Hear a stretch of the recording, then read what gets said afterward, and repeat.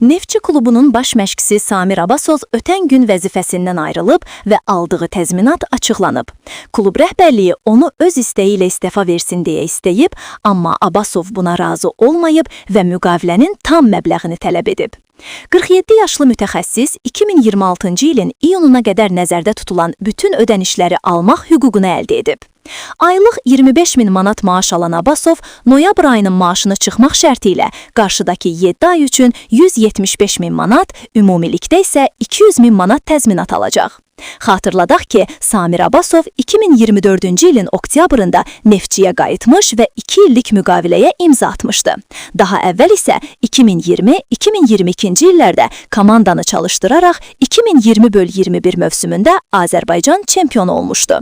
Sizcə, Samir Abbasov bu məbləği almağa layiq idimi, yoxsa klub çox pul ödəyib? Fikirlərinizi şərhlərdə yazın. Daha çox şok və maraqlı futbol xəbərləri üçün kanalımıza abunə olun və zəng işarəsini aktiv edin.